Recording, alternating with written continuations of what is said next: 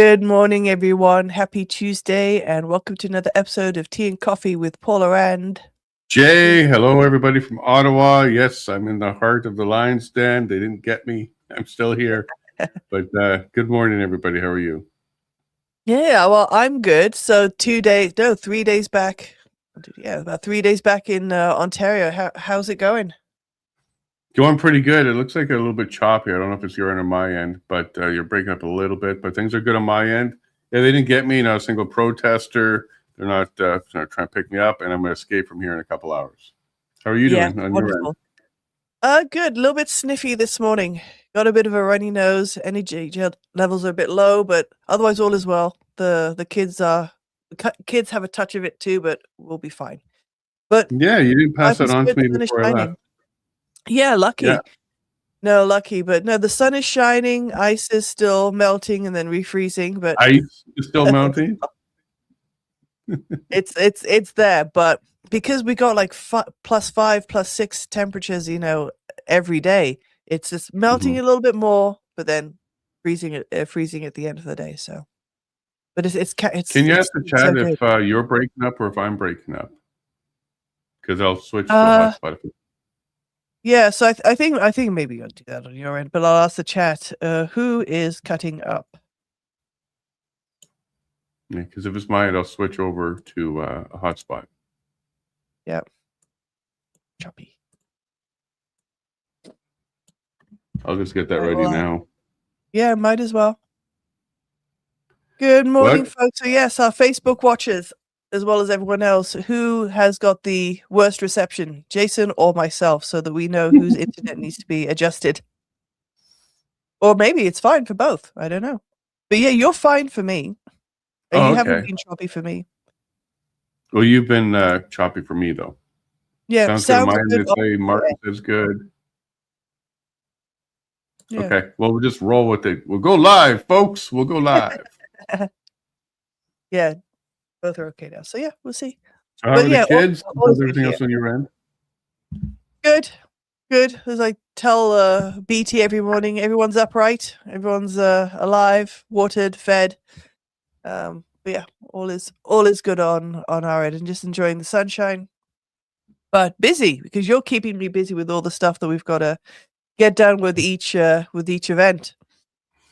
Yeah, behind every event, even though it looks like a cool little gathering, is a lot of work on your end, before, during, and after the event.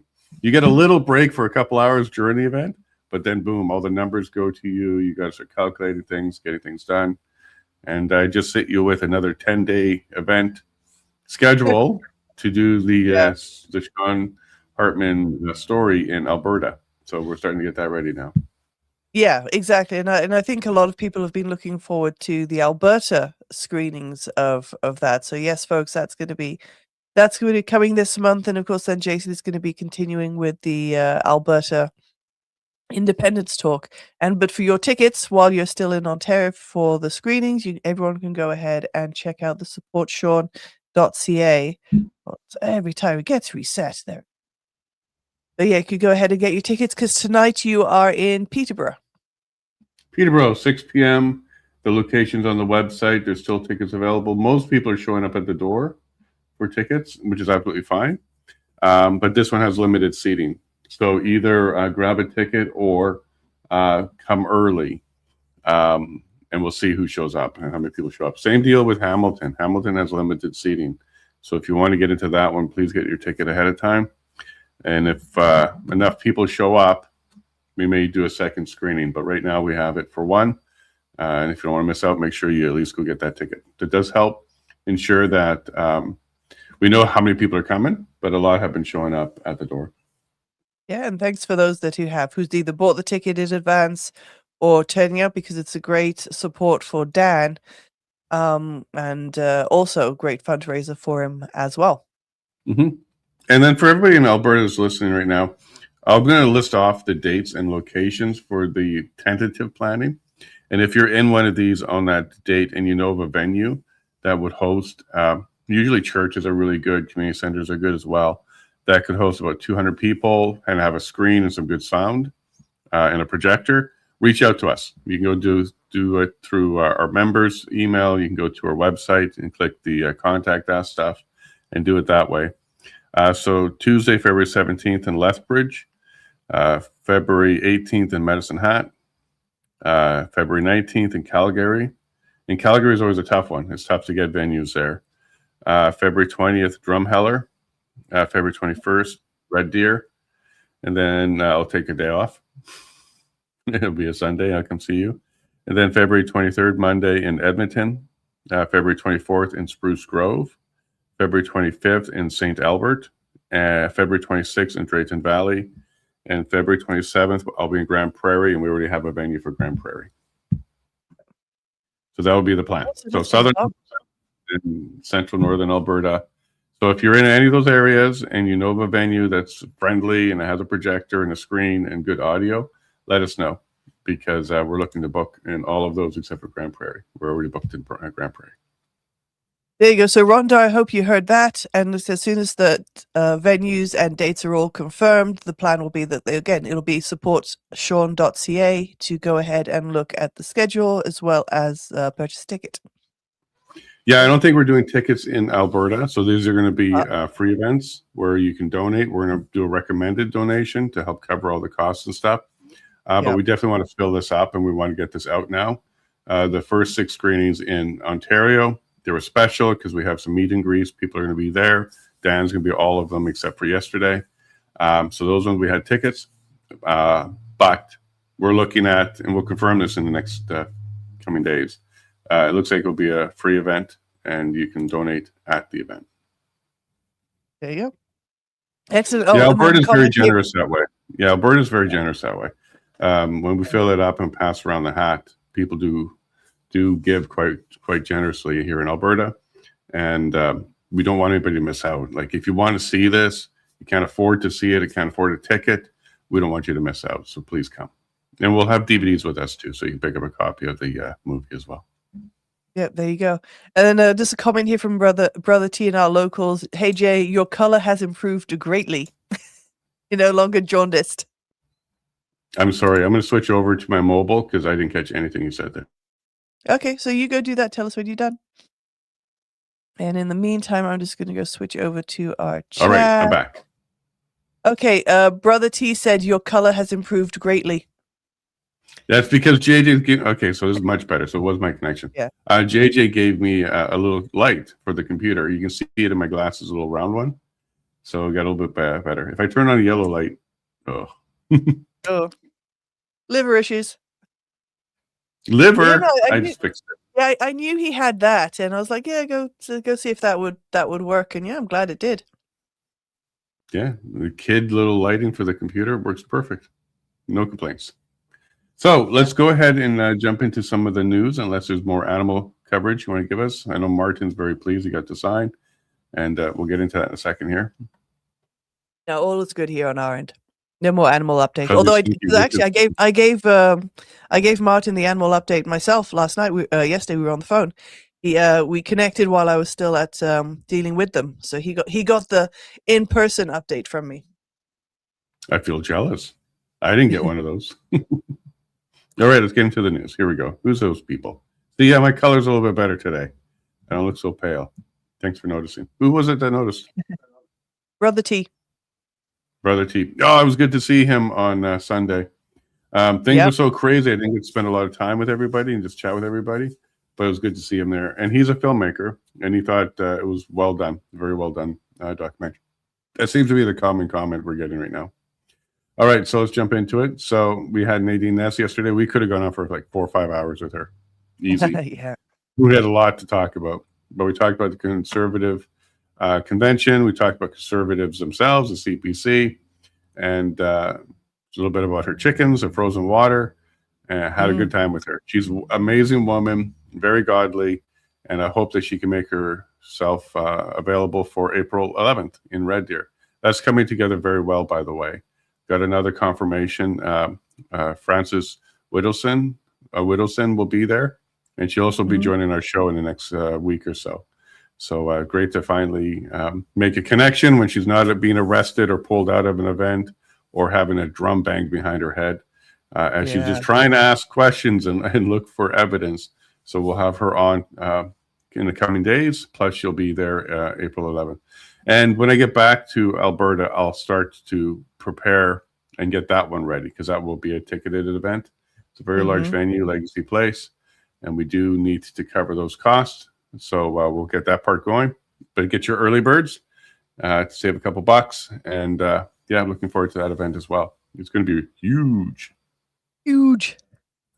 So we reposted the Leduc February 6th, Friday night event with Kathy Flett and Dr. Roger Hodgkinson. Thank you very much to Max for doing this. It's 2 hours, so you'll get to kind of see what we've been doing for that whole week as we were traveling along Northwest Alberta. They're both great speakers, fantastic speakers. Yeah. And we're getting some more independent speakers lined up starting May 2nd with Marty up north and Angela Tabak. So it's going to be a fantastic series, and we're still planning more. The goal is to do a series a week up to our Red Deer event, which will have a massive audience and a massive list of speakers there, and then do some more after that up until late April. So the rest of April, a couple more weeks to get everybody ready to do the petition signing.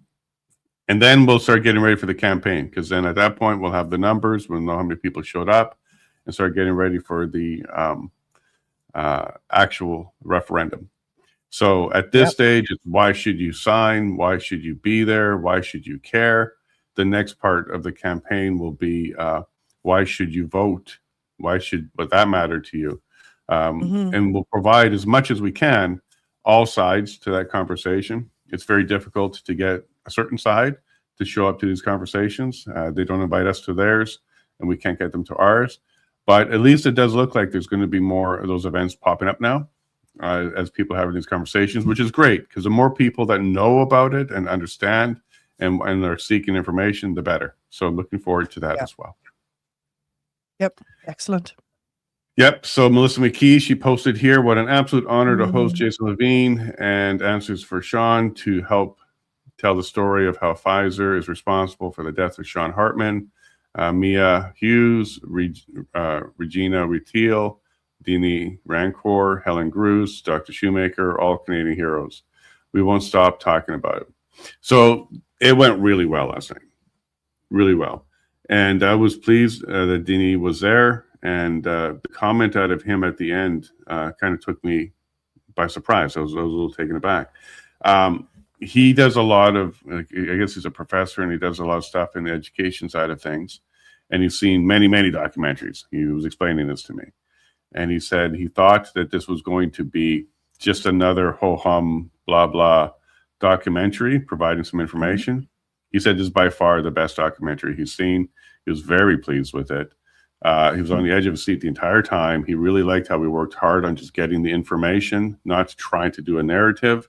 We were just providing the facts and feelings. There's a lot of feelings in this one. So coming from him, who's an academic, who is very analytical, he'll tell you to your face if something's wrong. And he has no filter that way. And to get those kind of comments out of him yesterday was fantastic. And he's going to be sharing, when we go public with it, he'll be sharing it like crazy. This is a common comment. I'm not trying to boast in any way, shape, or form, but a lot of people are saying this is a fantastically put together documentary from start to finish. It's 1 hour. It doesn't even feel like an hour. And there's some laughs, there's some cries, there's some anger, there's some frustration, there's some hope. There's a whole bunch of different things in this documentary. So if you can come out to see it, I think it will be well worth your time. Yeah, I would agree. I'll even add that there's even a I'm sorry, what in there as well, because of the information. And I'm glad he sees that it's not, and that's not to say it's not just the story of Sean. It's the medical side, it's the data side that's also presented to it. So I'm glad people are appreciating that part of the documentary as well. Yeah, it was really cool. Ottawa showed up. No protesters, no craziness here. It was just a fantastic time at Bikers Church. I love Melissa. I love Rob. Great people. Good people. Yeah, and they may have gotten somebody to start to show up now. So it looks like Mia is going to go check out a service.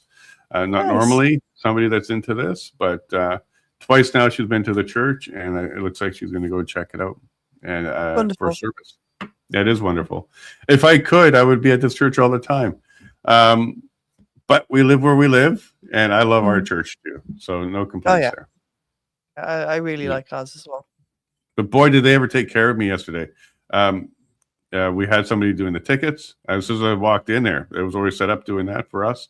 And then a table was made for me. They actually put everything out on the table for me, allowed me to kind of just mingle for a bit. They took very good care of me last night. And it was great. Oh, wonderful. Thank you, Melissa and Rob. Yeah. Yeah. That's great. Too bad I didn't have more time. I would spend more time with them. But hitting the road in a couple hours with Dr. Shoemaker to head to Peterborough for tonight. Yeah, that's right. And that's right. Dr. Shoemaker is going to be joining you for the next few days. Yeah, so I'm now responsible for the health and welfare of Dr. Shoemaker. Just like I was with Dr. Hodgkinson, driving around with him. It's a lot of fun. You get to pick their brains a bit more. So John Bolton, Alberta, John Bolton, not the U.S. one. We're on his show just the other day, and he released his episode. And it's gone really, really well. The evidence is getting stronger all the time, to the point, in my opinion, where I'm not sure where it's difficult to argue. There we go. So we put this together, and it's on YouTube, and it's doing quite well on YouTube. So if you go check it out, give it a like. There we go. Thank you very much to John for having us on. And this was Dean and myself talking about the documentary. And I had the yellow lighting. So just ignore that. Very good. And should have stepped. Yeah, because we kind of did like a media blitz, going around doing a bunch of appearances, getting the word out. So thanks to everybody who invited us on and is sharing Sean's story with us. Yeah, exactly. Because there's thanks to them as well. Because again, it could be an issue that's ignored. I guess just another story, but the fact that some people had you guys on, gave you the platform so you can speak to it, I think really is beneficial. So thank you for everyone who did that, and we'll continue to do that when the talk, the screening tour continues. 100%. And sorry, Theo just texted me. I'm trying to get him to come out in Calgary. So here we go. So Paul Brandt is really making the news now because the Alberta Teachers Association removed him as a keynote speaker. And the only reason they would have done that is his recent post about independence. He's hinting at least that he's got independence in his blood. All right. So this is a song he created a while ago, but he reposted it. And it looks like he's got some punitive responses from the Alberta Teachers Association. Personally, I think that he's better off. He doesn't need to go talk to a crazy union. And this is kind of just their way of showing how crazy they are. Because he's a great country music singer here in Alberta, good man, and I'm looking forward to trying to connect with him and have him on a show or something, or have him at one of our events, because we've connected now. So we've connected on X, and we'll see if we can get him on a show sometime soon. That'd be cool. That would be cool. Just let me just check something here. Okay, as we move along, we made the news. So Western Standard, it just popped into my feed. It said signing location set up for Albertans exiled in Ontario. I'm like, I'm doing that. So I clicked the link. And sure enough, let me see if we can actually get the article. They took my post and made an article on it. So yeah, there we go. Little old me doing a petition. And we got Martin doing his signing. We got some more last night. So it is working. Excellent. People are showing up. Yeah. And it was really great because the people that showed up yesterday, they were on vacation and visiting their family. And they really wanted to be part of it. And they didn't have to wait in long lines. And it was just around the corner. So they did that. They had their Alberta ID. No P.O. boxes either. So it was nice and easy. But it was great to meet a couple more people. And it was kind of weird because I was on stage when they showed up. Someone came up and said, there's some people here for an Alberta signature. Like, yep.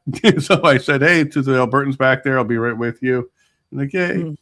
Went and said hi to them. And they're like, oh, it was a very interesting documentary that you guys have in here. So even that's getting out. But Peterborough tonight, and then we have Whitby tomorrow.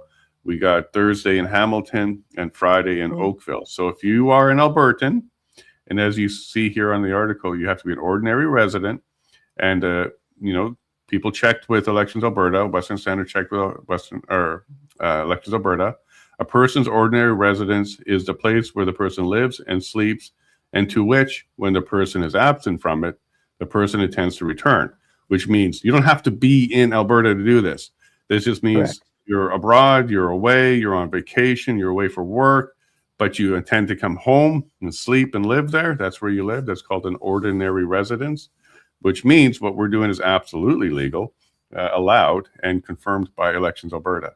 So if you're an Albertan, not if you were born in Alberta and live in Ontario, if you're an Albertan and you reside in Alberta and you just happen to be in Ontario right now, I'm happy to take your signature and get that done for you.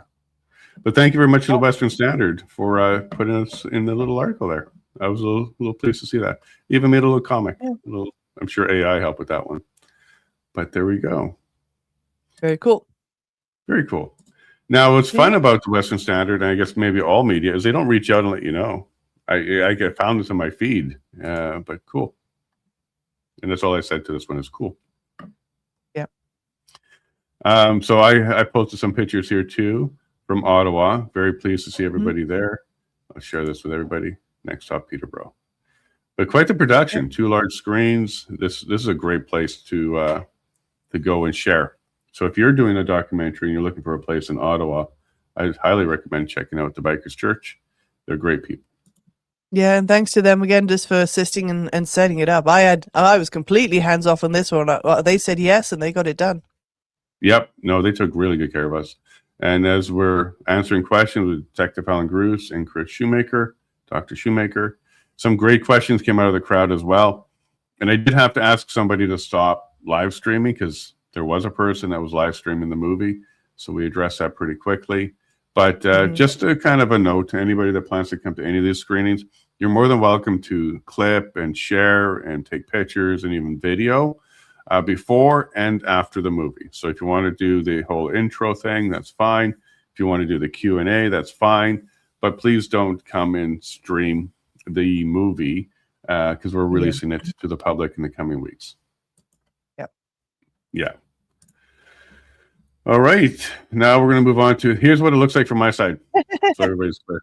That's what it looks like. Got the little light. That. Yeah. Yeah. I got my little mobile studio. So that's how the sausage is made. I thought I would just share that. I was waiting for my bride to show up.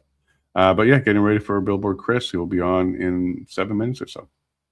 Yep. Quick little update on the ostrich farm stuff from Chris Stacey. They're finding some of the casings and ammunition that was used that night. They got a metal detector going around collecting some of the stuff. They left a huge mess behind, and the farm's got to clean it up. Some good news, and let me just pull it up. Let me just get this for you. So David Creighton is reporting that one of the steps in not so much the accountability, but the $10,000 fine that was levied against him by the CFIA has been totally thrown out by the, who is this now again? I was just reading this morning. I'll get there. It's from the Agricultural Board or something like that. There we go. Canadian Agricultural Review Agency reviewed the notice that was provided for them. It turned out that it was improper and illegal, and they removed a $10,000 fine. Now, it seems like a small victory because there's still a lot more that they're doing. But what this does do, as I was chatting with Leighton Gray this morning on this, is it opens the door to a lot more civil action against the government, because if they initiated the process incorrectly, which has now been determined by the review board, then a lot of the actions after become open to civil litigation. And this could mean lots of damages. Obviously, they destroyed the birds. So it may seem like a small victory right now, but this is likely going to lead to a lot more. So congratulations to Katie at the farm, that at least they got some justice so far. And we'll see how far they can go with this, holding the government accountable, the CFIA accountable. But thank you again. Go ahead. Go on. Please go ahead. No, and I think I agree with you. I think the longer things go on and fines and things are addressed within the courts, we're going to find a lot of things are going to be thrown out. I think that is going to be the path that this journey is going to end up taking them. Yeah, but After that. unfortunately, they can't return the birds. They've been Yeah, destroyed. no, exactly. Yeah, and there's gonna be a All lot the of trauma that rebuilding. the family went through. Yeah, but good job on everybody that's still covering this, not letting anybody forget about it. And look, they got a metal detector, and they're finding some of the casings in the mud, digging it out. Remember, this was supposed to be a huge biohazard, but after they did this, they just kind of left. Okay, they left. Yeah, so not a biohazard at all. But thanks to everybody that keeps that going. And then, of So where is course, Stacy right now, though? he's Do still you know? there. Yeah, He is he's still there. Yeah, no, he wasn't there last night. I was hoping he'd be able to make it, but he wasn't there last night. All right, so there's our news of the day. Some good stuff, some good news. And boy, I'm going to fanboy. I'm telling you right now, I'm going to fanboy with Chris. I'm a big fan of him. I definitely looking forward to this interview. We need more people like him that's going to stand up, stand in the street, have conversations, take all the slings and arrows, does it bravely, and goes into the European Parliament and have conversations there as well. So I'm going to fanboy. I don't normally do this. We have like over 800 guests on this show now, and this one I'm very excited about. So let's go ahead and get right into it. See if he's good to go. He looks great. Good morning, Chris. How are you today? Good morning. Good morning. Can you hear me okay? Yeah, we got you good. Yeah. I'm doing where are you? The weather, but you got me up at 5:30, so I'm up. Are you on the West Coast? I am. Yeah, so you're in BC right now or somewhere in the States? Yeah, I'm in BC. I'm sorry. We appreciate you. Thank you. No problem at all. Excellent. So are you traveling? Like what's your schedule like? Because you're usually all over the place. I'm seeing your posts and you're all over the place. Yeah, it looks like I'm gone more than I am. I'm home the majority of the time for sure. But right now I'm at home. I had a very busy January. I was in DC and Davos and Alberta for the Conservative Convention. And so I'm just having some home time. We've got some family things coming up like birthdays and all that. So I won't be traveling too much in February. But I'm back to it in March, heading to the UN for about a week. And I've got some university talks coming up too, I think in the States as well. Well, let's go ahead and start with the Conservative Convention here, because one of the headlines was you were not allowed to speak. Somebody else kind of spoke for you. They went to the mic and gave a bit of a breakdown of, I guess, maybe what you intended to speak about. Can you kind of touch on that? Like, what does that mean? Did you go and ask and they said no, or they came up to you and said, don't take me? You have to be a delegate to speak. And I wasn't a delegate. So I hadn't been intending to speak. About a month before, I think I got one of those CPC emails and I decided to go to their convention just to network. That's what I do. Just talking to people, educating people, having faith that when I reach enough people that some of them will become active in this fight as well. And it's really just a numbers game and it works. And today there are thousands of people fighting this all across the world. And whereas not many men, especially in North America for sure, 5 years ago, we're talking about this. Now we've made this into probably the hottest cultural item out there that dominates the airwaves every day. So we're winning definitely at the grassroots level. So I was just there to educate people. And I've been very critical of the Conservative Party for 5 years because they've been complicit in this. They voted for, at first, Bill C6, which was a so-called conversion therapy bill. Mm-hmm. And back then, a majority of conservatives actually voted against it. About 50 conservatives voted for it. Pierre Poilievre was one of those. My MP here in South Surrey, White Rock, she lost her last election, but she also voted for it, even though she sat on the committee listening to all the testimonies and knew exactly what was going on. And what this bill did was make it a crime to try to change someone's sexual orientation. And that's how they get large buy-in for this bill.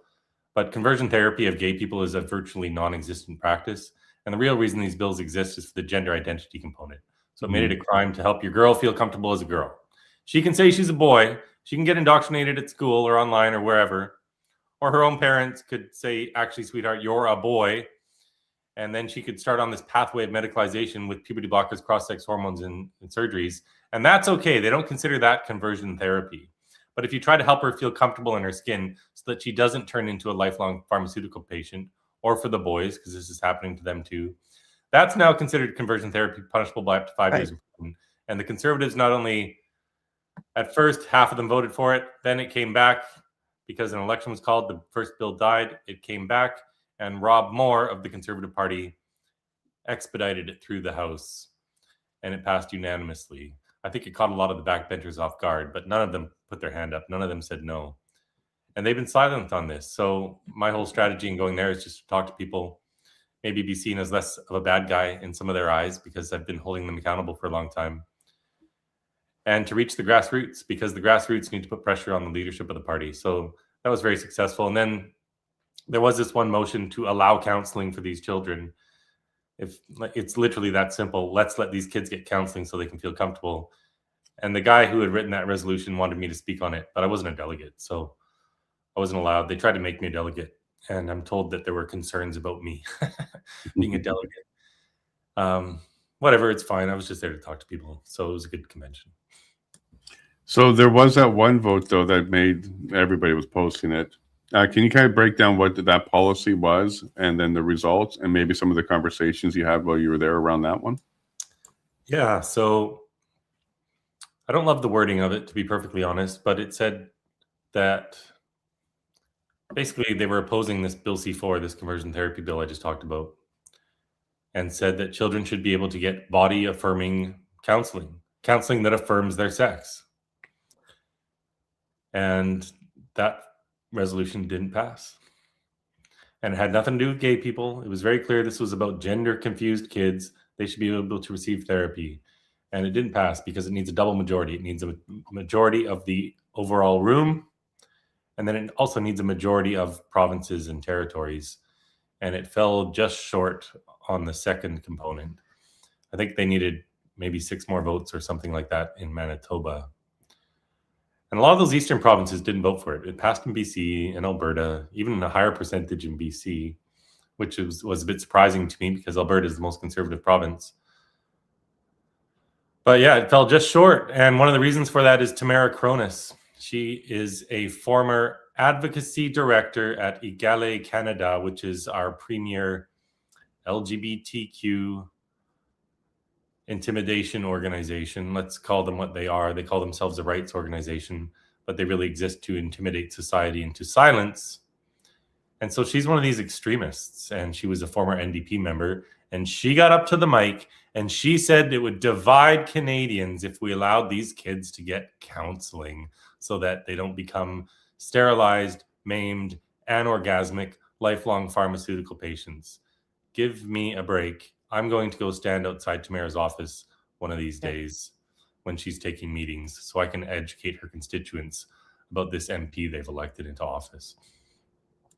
Well, that's disturbing to me, not so much that the NDP took the stage there, that the term divisive or divide was enough for people to sway their votes. I don't care if it's divisive or divides. You got to do the right thing.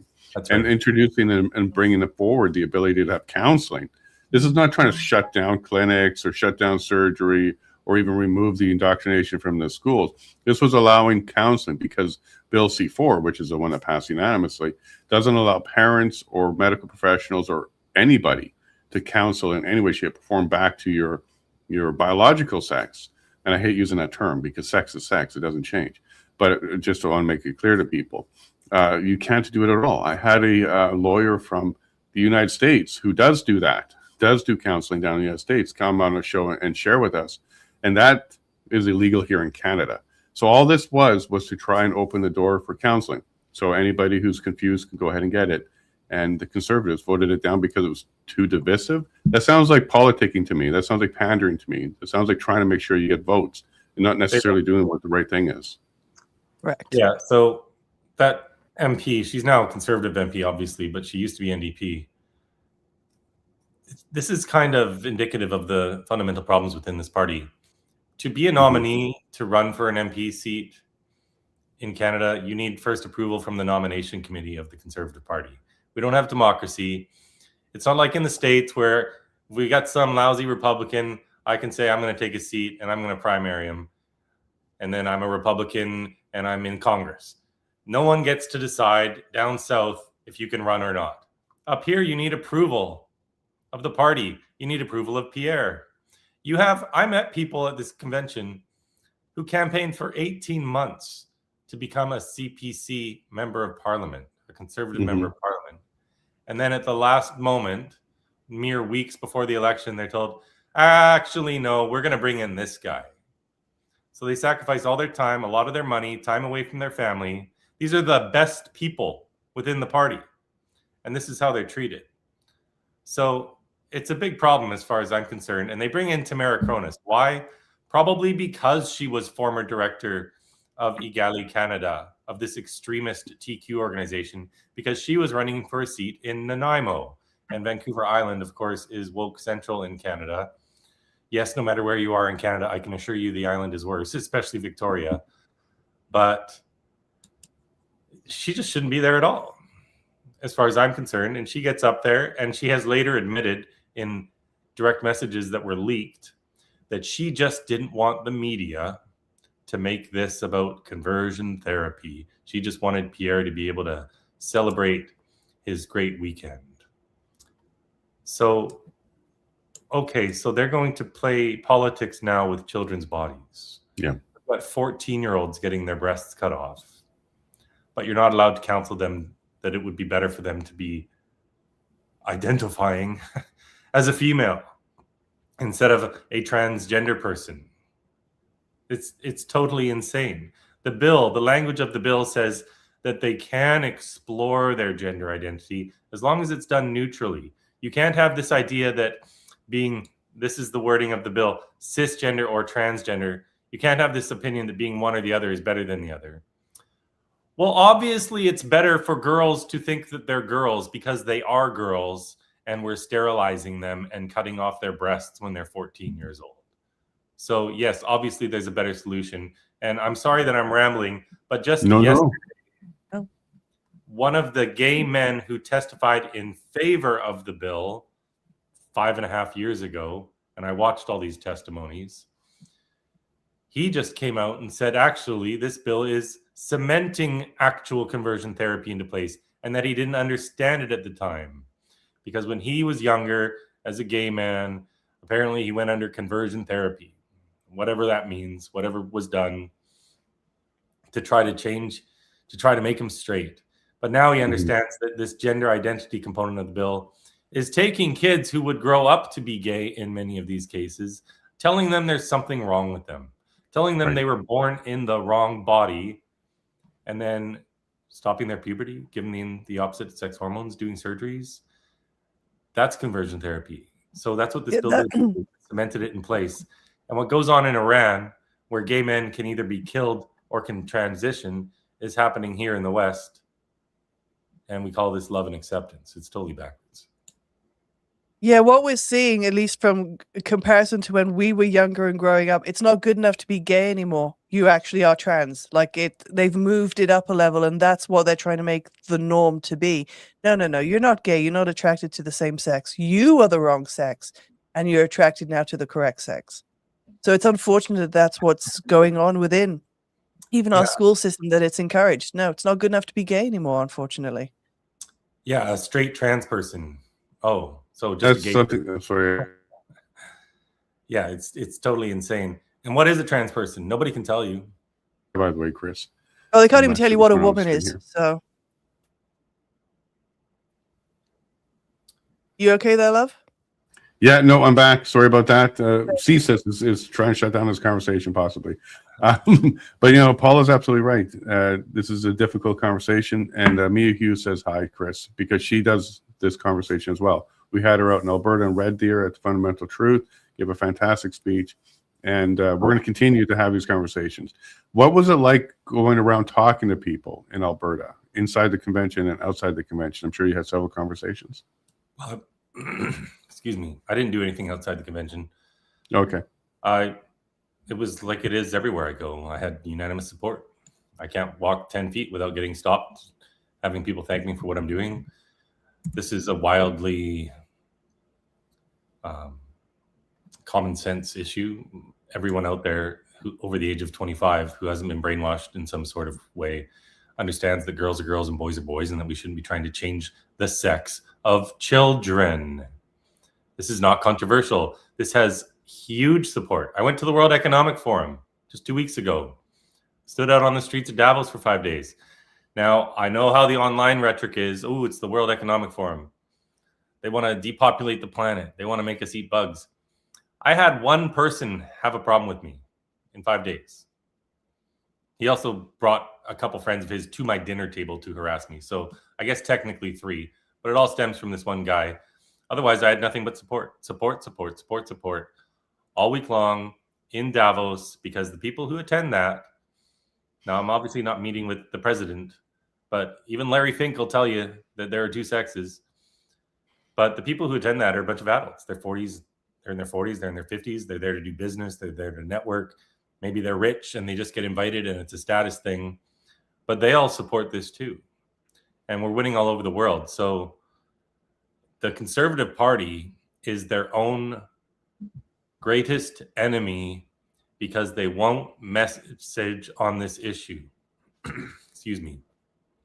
All they need to do is say the very uncontroversial, there is no such thing as a transgender child. Our girls are girls and our boys are boys, and we shouldn't be giving them drugs and hormones when they're children. That's not a crazy thing to say. They don't have to say the first line, but they can just say, leave our kids alone. They're growing up. We shouldn't be maiming and sterilizing children. We shouldn't be chemically castrating children. And they would win votes all day long from the moderate leftists. All day long. Agreed.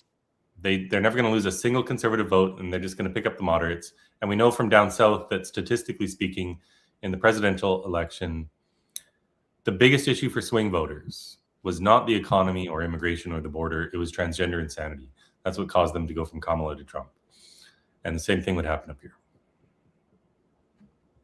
Good. Okay, and I think the pendulum's swinging, because here we go. Here's a bit of an announcement. He is a he. Okay, he is a he. He beat up a woman in the Olympics for a gold medal. So people are starting to come out with this one more. What are your thoughts on this? Are we going to start seeing more of this truth come out and maybe stop allowing this kind of thing to happen? Yeah, so he's not even a guy identifying as trans.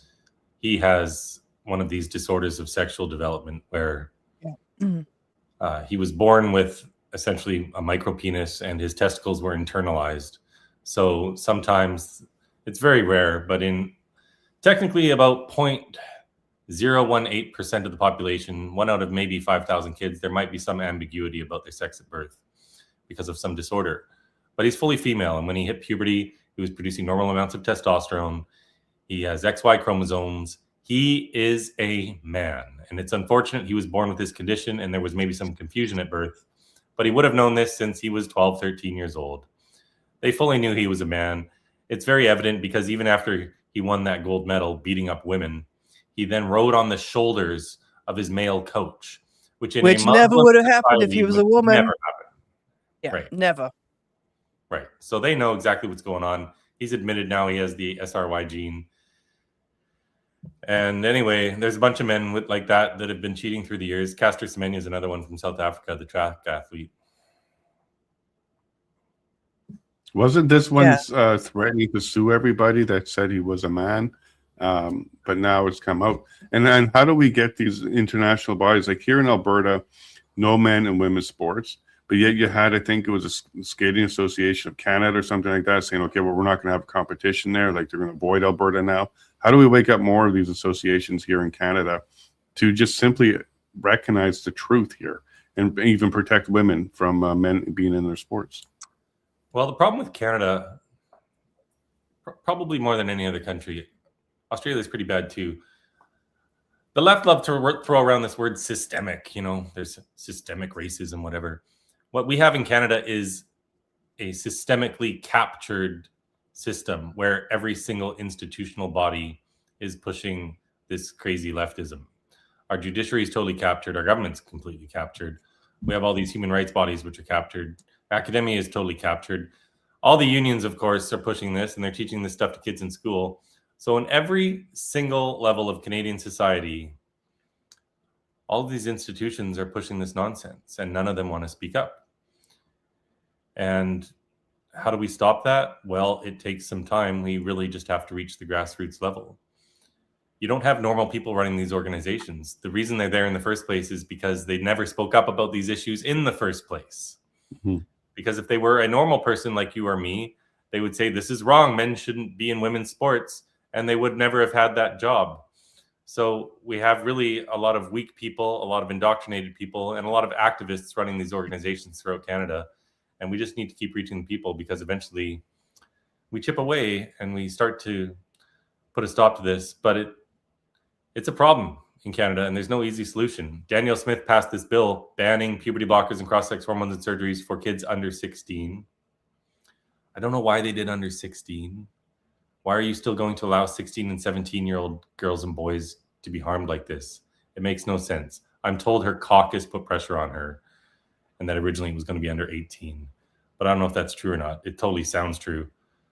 But anyway, even that bill, let's not chemically castrate 14-year-olds. Even that bill was immediately blocked by a judge. So she's had to invoke the notwithstanding clause, which thankfully Canada has that, at least. So for those that don't know what this is, in our Charter of Rights and Freedoms, there's what's called the notwithstanding clause, which allows premiers or prime ministers to overrule the judge for 5 years.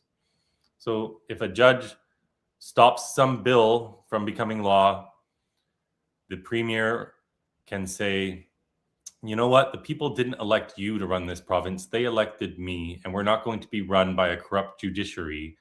And they can overrule that judge for a period of 5 years. So at least we have that. And we just need to keep electing the most conservative people we can in Canada. And eventually we need to undo some of this damage that has been done over decades. But it's a big job for sure. That it is. Can you yes. take us to the streets that you've been all over? How long have you been doing the billboard stuff on the street, having the conversations? And then how have you seen that change? Are they getting better, the conversation? More people are coming up to you, having positive conversations? Is it getting worse? Can you take us through a bit of the experience you've had since you started doing this? No, it's always great, and it's always getting better. So Okay, good. I've been doing this 5.5 years, since September 2020. I first put up an actual billboard, a big one on the side of the road in Vancouver that said, I love J.K. Rowling. And it got taken down after one day because a Vancouver politician, again, speaking to this systemic corruption, a Vancouver politician, Sarah Kirby-Young, said it was hate speech to say, I love J.K. Rowling. And that billboard, of course, was inspired by a woman in the UK who put up a sign at the Edinburgh train station, which also lasted just a day. The sign said the same thing. And I'd gotten tired of our freedom of speech coming under attack. We can't even say we love the world's greatest children's authors. So I did that billboard. It got taken down. I then did a whole bunch more throughout the States in September 2020. And then I just, in Canada, where I couldn't do anything, couldn't even put up a sign. No sign companies would work with me. And my whole goal is to start conversations about this. I just said, well, I'll just have some made. And I went and stood where that first sign was to say, look, you took down my big billboard, but you can't take one off my back. I'm still here. And I just did what my goal always was. I started having conversations, and I started walking around downtown Vancouver, and then I started traveling Canada. And then when the borders opened, I started going to the States, and now I'm all over the world. But I get always tons of support on the street. There was definitely more abuse in the beginning. And whenever someone steps out and takes this on, all the usual actors come along to try to cancel you. So they do whatever they can, but pretty soon they learn with me that they can't cancel me, and they just stop trying. And for the worst actors, the ones that live nearby, when they would come after my family or dox my wife and dox where she works and all that sort of stuff, with one of these individuals, Nicholas Burling, a man identifying as woman, I went to his workplace to go talk to him, because that's what men do. When you come for someone's family, you don't just tweet about it, you deal with it in the real world. And unfortunately, his workplace was his apartment building. And I know the line that we don't cross, and I'm not going to go bother someone at home. But I tweeted out a little picture of the whole building and said, hey, Nicholas, sorry I missed you. He then went totally nuts, called the police. Police called me. At first, we're threatening, but then 45 minutes into this phone call with the police, they told me that this officer told me that he would have done the exact same thing. And Nicola learned that there are real world ramifications if he continues to come for my family, and he stopped. And the same sort of thing has happened with other people, like Jessica Yaniv, the man who wanted women to wax his nether regions. Right. He got a criminal record for threatening to kill me. So, yeah, just leave me alone. I'm going to have my conversations. I'm going to keep reaching people, and we're going to keep winning as we are all over the world. And there are even cracks forming in Canada and even in BC now.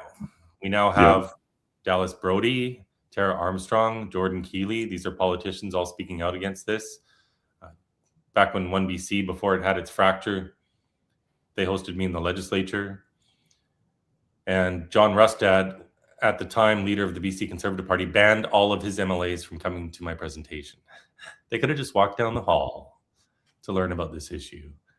And John Rustad, who thankfully has been kicked out as leader, banned them from coming. Total disgrace. But now we even have members of the BC Conservative Party who are running for leadership, who are speaking up. And there's going to be another announcement from another one this Friday.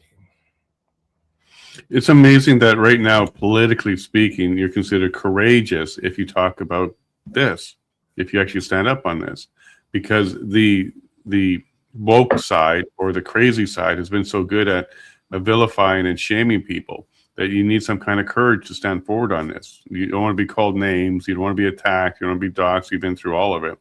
But it's pretty sad that politicians are applauded. And I still want to applaud them. But it's sad that that's the kind of state we're at, where we applaud them for saying a boy is a boy and a girl's a girl. As simple as that. So we need more of them, don't we? Yeah, it's actually completely crazy, to be honest with you. Canada is unlike any other country. We really don't have a Conservative Party in Canada. And I'm not saying this.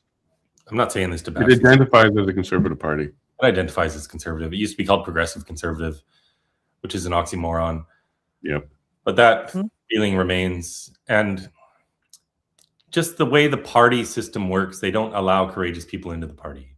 They won't allow anyone who speaks about these cultural issues into the party because they consider them too my brain is broken. It's too early. Divisive. Too controversial. What? There couldn't be a more noble thing than trying to protect our kids from this permanent harm. And they consider that too controversial for the party. And I mean, I can rant about them for a long time. I think their communication strategy sucks. Pierre should be making 3-4 minute videos every day, 3 or 4 minute videos, talking about these issues that matter, educating the population about them, moving that Overton window himself. But instead he won't. They say, well, the media will say bad things. No, you make a 3-minute video educating people about this. You talk about how this is harming gay people, something that the left has nothing for. You say things like there's no right or wrong way to be a girl or a boy. You say things like our children are beautiful just as they are, no drugs or scalpels needed, and you get wild agreement from almost everyone. Even the left can't disagree with these statements. And then you force CBC and CTV and Global to cover this, and then you get more media that way, and they push people to your own statement where they can't twist it. And over time, he could easily be educating Canadians about these issues. That's what a leader would do, but they won't do it. They don't want to touch it. He campaigned for 3 years on axing the tax, the carbon tax. I don't even care about the carbon tax. I have one in BC anyway that he wasn't going to get rid of. It would have made no difference to my life whatsoever. Maybe it's $20 a month, $30 a month that it's costing me. It is absolutely not my number one issue. It's not number 5, 6, 7, or 8. It's way down there. And culture does matter. Culture is what's all around us. Culture is what affects our life every single day. When you're sending your kids to school and it's sex education week and you've got some trans-identified individual coming in to talk to your 10-year-old about masturbation and anal sex, that impacts me as a parent. That impacts my children. That takes away their innocence. And everyone feels the same. They don't want it. So why don't they speak up? It's crazy. I go to Australia for a trial because I sued their government on a free speech issue. I sat in a courtroom for 5 days over one of my tweets. But while I was there around the country, I met with 20 different MPs and senators. They weren't afraid to meet. I even met with a Green Party member. People from all these different parties. I go to Europe. I meet with MEPs from 8, 9, 10 different countries. I'm invited to several countries. I go to England. I get invited into the parliament there. I meet with Scottish MPs, Irish senators, all over the world, except Canada, where I'm from, where I've done most of my work. It's totally backwards, but we just have this crisis of courage in this country. I like the way you put it there, the crisis of courage, because that's exactly the way I see it as well. We have people that can't even walk down Wellington Street with a Canadian flag. They get harassed by the police. They're just shutting everything down. So what do you think is going on that's unique in Canada? Is it the NDP, the Liberals, the progressive conservatives, because they're not really conservatives? Is it because we have like one major political institution that is creating this and bringing this in? Is that where our problem is? Or is it a culture thing? Or is there infiltration on the media? And by the way, you're absolutely correct. Pierre should come out and say this. And don't be afraid of the media. I don't know why he panders to the media. That will help expose the media. More and more people will see the media for who they are if they go ahead and start attacking him for saying common sense things. So I think he really should be doing that. Poke that bear so people know that it's not a bear. It's just this little stupid thing. That would be a great way to expose it, but we need to have some more courage. So do you think it is political, cultural, institutional? Where's the rot largest here in Canada? Well, if you don't have an opposition party, that's a problem. And they don't oppose so many of these things. So the NDP are no different than other leftist parties all around the world. They're essentially run by communists. They're radicals. They exist everywhere. The Democrats are the same down south. The Green Party all over the globe is the same. In Germany, Antifa come out in the thousands. In Berlin, in Munich, in Frankfurt. They have huge radical leftist problems in all of these countries. England, of course, as well. But their opposition parties will speak up. And they'll educate the populace. And over time, that works. But Pierre has this idea, and he's way better than Aaron O'Toole, I should add. But yeah, Aaron O'Toole wore high heel. Yeah, I mean, that's for charity, so I'm not going to beat him up my time over that. I mean, I wouldn't do it, but that was a charity walk thing. But he was just so weak on these issues. I actually have a funny Aaron O'Toole story. This, if I can get sidetracked for 1 second. Go ahead, yeah. Back during COVID, I was in Ottawa. I was standing right in front of the House of Commons. There's only one entrance. And he was coming back from lunch. And he had 3 guys with him. They're all wearing masks, of course. It was the middle of summer and it was really hot. We were having a heat wave. It was probably 40 Celsius, something like 95 Fahrenheit. When it's hot, I like to go by Fahrenheit. When it's cold, I go by Celsius. But he came back from lunch and he hit the button to cross the street, and he looked across the street and he saw me. And I'm directly in the way. Now, he's easily going to be able to walk around me. I don't get in people's way. But he would have to walk by me to get to the entrance. So then he leans to his friends and he says something, and they turn left and they walk a whole block down the street to cross the street down there to then double back to come back to the same entrance that I was standing near, just so he could avoid me. Now, who's he avoiding, really? I am civil. I am polite. I don't approach people. I don't yell anything. I dress well. But I'm a guy from Canada, the country he was trying to lead. I'm a dad with a sign saying children cannot consent to puberty blockers. That is not radical. That is the most common sense anodyne message possible, one that still starts millions of conversations. If anything, he should be coming to me, thanking me, shaking my hand, and posing for a picture with me. That's what a conservative leader would do. This is a very common sense message. We're stopping the development of children, and they can't say a thing about it, and they try to avoid me. Crazy.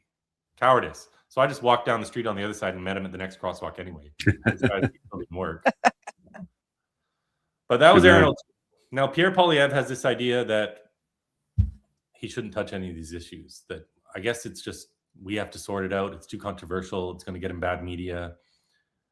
He tries to say this is a jurisdictional issue. He tries to hide behind that. It's a provincial issue, right? Well, yes. So technically, medical care, yes, it's managed by each province. But gosh, what was that bill they passed? That was a federal bill banning counseling. The criminal code is federal. So there's all sorts of things they could be doing. Yep. They could also be encouraging provinces. They could be encouraging institutions. They could be educating people. Because as far as I'm concerned, if you want to be Prime Minister of Canada, you better stand up for these kids, or else you don't deserve the title, because you are a weak man, and we don't need weak men. If you can't even say we shouldn't chemically castrate kids, there's a problem. And this is the problem which is throughout this whole Conservative Party with the politicians. And as far as the base is concerned, they all agree with me, but too many of them justify this cowardice as well. So many of them will say, but Chris, the media, who cares? You Correct. can ignore them, and you can ignore the radicals who scream bloody murder, and you can just do what's right. And when you do, you're going to see that you pick up more voters. So long answer to a very basic question. What's the problem? Well, really, the problem, again, is just courage. We need to speak up. We need our leaders speaking up, because no matter how much we all speak up and all these women speak up, no matter how many protests women have outside prisons objecting to male rapists in the female prisons, they continue to ignore it. So we're cracking that wall of silence, and I hope these other candidates in BC have success talking about this. I know they will, but it's great that they are talking about it, because courage is contagious, and this should spread to other politicians across the country and other provinces. And eventually, when we get a Conservative Party in power, I believe they will undo this. I know most of them are against this privately, but being against it privately just isn't enough. No, and some of the my favorite videos recently have been just walk up to somebody on the street who seems to be a liberal and say, hey, do you think children should get tattoos? And they're like, no, they shouldn't be changing their body, a permanent thing like that. And then the next question is, well, do you think they should have puberty blockers? Oh, yes, of course they should. But it's the same thing. It's the same question. A permanent decision. Like, you can't get a tattoo because you're not capable of understanding the permanent change to your body, but yet you can chop off a breast or go ahead and take puberty blockers. The same person will give those two different answers. What's wrong with that person? Why is it that they can make a common sense, rational, logical decision on one part of it, alcohol, driver's licenses, tattoos, but at the exact same time, this particular issue, they come out very crazy on it? Humans are tribal, and humans are also very susceptible to joining cults, and this is one big cult. And honestly, I don't like focusing on these people too much, because they're a minority of the population and their opinions really don't matter. It doesn't matter how much they freak out. They're not representative of the normal person. It's low-hanging fruit for social media, because you're going to get a lot of clicks from crazy people. But I think we just need to keep reaching the normies out there. I mean, yes, these people they have an incredible tribal mindset, and they never want to admit they're wrong. When you look into cult dynamics and characteristics of cults, it's all the same in this. They self-police each other. They self-police their own thoughts. They police each other's thoughts. If I'm outside and there's some protest and someone comes up to talk to me, inevitably, it's usually a white woman will come and whisper in their ear, oh, we're not talking to him. Right. Yeah. And so, I mean, this is a conversation for a whole nother day. The psychology behind this and why people oppose common sense is a very interesting conversation to have. But this has been pushed as the loving and kind thing by the left. And especially for young women, having agreement from their peers, support from their peers is very important. So they don't want to speak up about it. They go into university and they take these gender studies classes and they get indoctrinated. And they're taught that puberty blockers are reversible and that kids are going to kill themselves if we don't transition them. And it preys on this natural empathy and nurturing nature, specifically of females, and it weaponizes it. And it comes out as hate and madness. And they want to believe they're doing something great, but they can't even have a calm conversation without shaking. So that's all very interesting, but we don't need to change a single mind on this issue. We just need to reach people who don't know about it. And we need to encourage other people to speak up, because we have the numbers. Every single immigrant community out there, all the Muslims, virtually all the Sikhs, with the exception of Jagmeet Singh, all the Asian community, Correct. all the immigrants from Eastern Europe, etc., they all will tell you that they're against this. So It's a winning issue. They just need to talk about it. No, nothing would be more powerful than Polyev coming out now saying, look, at the time I thought C4 was a good idea, but now we've seen some of the damage. We got people like Lois Cardinal who transitioned and is looking to get maids now. People who are trying to detransition, they get caught up in this. They can't get counseling. They can't get help. So maybe if he came forward and said, look, at the time I thought it was a good idea, but in practice, this is not a good idea. We need to do something about this. Then he would get a ton of support. I think a lot of people would be able to understand that and even forgive and then move forward. But he won't even touch that. He won't even go there. Yeah, once in a press conference about Daniel Smith's ban, he was asked 4 times what he thinks of puberty blockers, and he said he was personally against them. With great anxiety, he did not want to answer the question, but he was kind of forced to. But that's really the only time he's talked about it. I know privately behind the scenes, what's his name? Jamil Javani.